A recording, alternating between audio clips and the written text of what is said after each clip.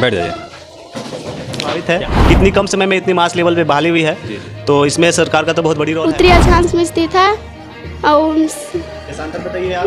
68 degree 7 से 97 degree 25। संज्ञा किसे कहते हैं? द्रववाचक संज्ञा उसे कहते हैं जिसका नाप तौल का तोड़ा जाए उसे हम द्रववाचक संज्ञा। प्रकार होते हैं स्वर वर्ण एंड व्यंजन वर्ण।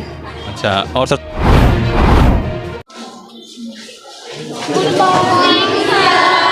बैठ जाइए। यहाँ के बच्चे से जानकारी लेंगे कि आखिर यहाँ क्या क्या किस प्लान के तहत जो पढ़ाया जा रहा है। तो सर सबसे पहले आपका स्वागत है सर। स्वागत है आप सबका भी। तो इस विद्यालय में आपका स्वागत है और हमारे विद्यालय में बच्चे समय से आते हैं और हमारे शिक्षक समय से रूटीन के अनुसार क्लास में जाते हैं और पढ़ाई करते हैं। आपका सर परिचय? हमारा परिचय है, मेरा नाम विजय कुमार पांडे हुआ।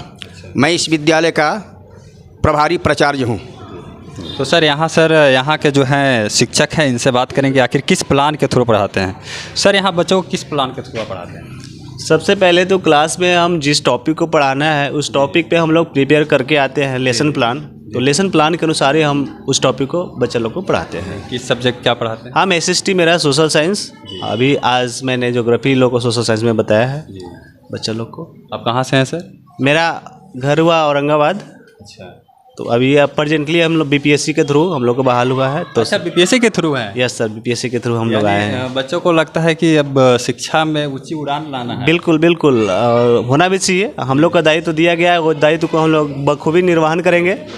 तो कोशिश भरपूर है कि बच्चा लोग को जितना जानते हैं उतना डिलीवर उन लोग को करें हम।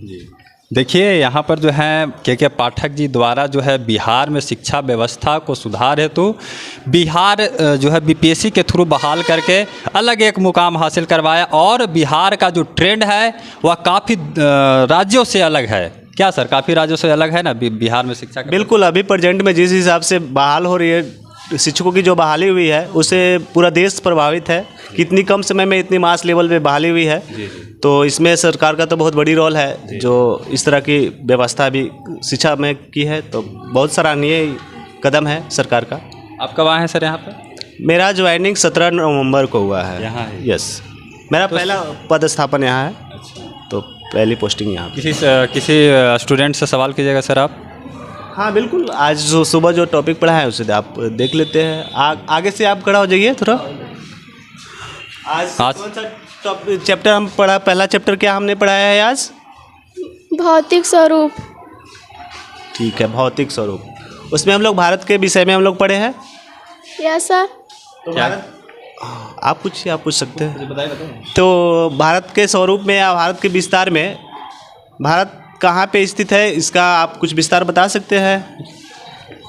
भारत का जो उत्तरी कितने अक्षांश के बीच भारत स्थित है? भारत कितने अक्षांश के बीच स्थित है, आप बता सकते हैं? बताइए। बताएंगे आप? 8 डिग्री 4 से 37 डिग्री 6 उत्तरी अक्षांश में स्थित है और देशांतर बताइए आप। 68 डिग्री 7 से 97 डिग्री 25 देशांतर में स्थित है।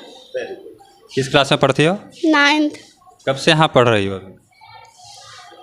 इस बार 2023 में तक एडमिशन कराए हैं। न्यू एडमिशन है? हाँ। इससे पहले कहाँ था एडमिशन आपका? Girl school. कहाँ?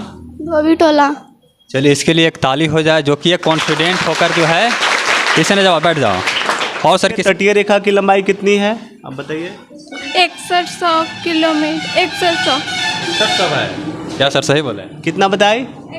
हाँ बिल्कुल सर, 6100 किलोमीटर है। और सवाल जवाब कीजिए। और पूरा द्वीप के साथ में भारत की तटीय रेखा की लंबाई कितनी हो जाएगी? द्वीप को शामिल कर लेंगे तो 100 किलोमीटर। 7500 किलोमीटर। सही बात है, 7500 किलोमीटर है। हाँ, यही 7516 किलोमीटर समथिंग। Yes sir. तो यहाँ पर देख रहे हैं बच्चे में जो इतना उत्साह है BPSC के थ्रू बहाल करके टीचर जो हैं हमारे बिहार सरकार के पाठक जी द्वारा बहाल किया गया था।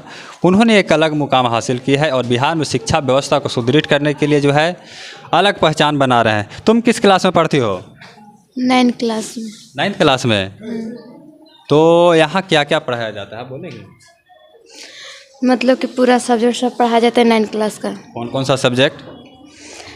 भूगोल, इतिहास, इंग्लिश, मैथ, संस्कृत, व्याकरण।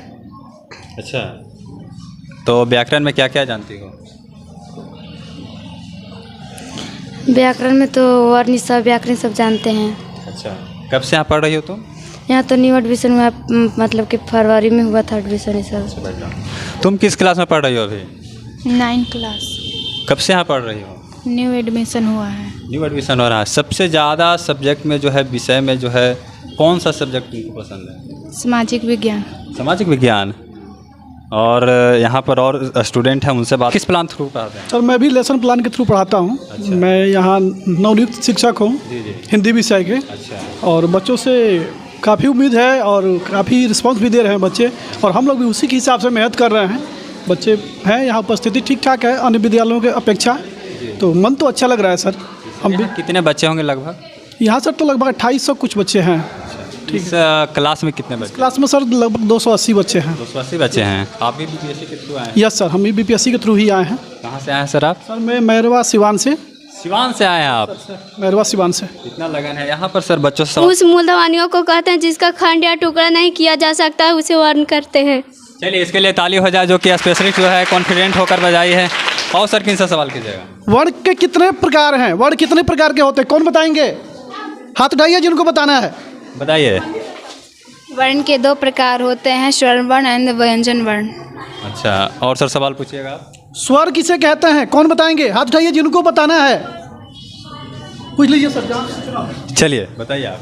स्वर वर्ण वर्ण को कहते हैं जिसके उच्चारण में व्यंजन वर्ण की सहायता लेनी पड़ती है, उसे स्वर वर्ण कहते हैं। संज्ञा भी पढ़ी हो? संज्ञा? हाँ?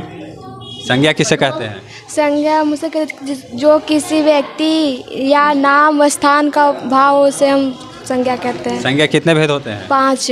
पांचों भाव भेद के नाम बताओ। 5 जातिवाचक संज्ञा, व्यक्तिवाचक संज्ञा, भाववाचक संज्ञा, समूहवाचक संज्ञा, द्रववाचक संज्ञा। अच्छा, द्रववाचक संज्ञा किसे कहते हैं? द्रववाचक संज्ञा उसे कहते हैं जिसका नाप तौल का तोला जाए, उसे हम द्रववाचक संज्ञा कहते हैं। चलिए इसी तरह कॉन्फिडेंट होना चाहिए बच्चों के भी, जिसके लिए भी तालियां बज जाए एक बार। और सर सवाल किससे करेंगे आप? कौन सा सब्जेक्ट पढ़ाएं आप सर? तो सर हिंदी पढ़ाए हैं हम, हिंदी व्याकरण अभी तो फिलहाल भी हिंदी व्याकरण पढ़ाए हैं। अच्छा, तो वही सब अभी तो हिंदी सब्जेक्ट में कुछ?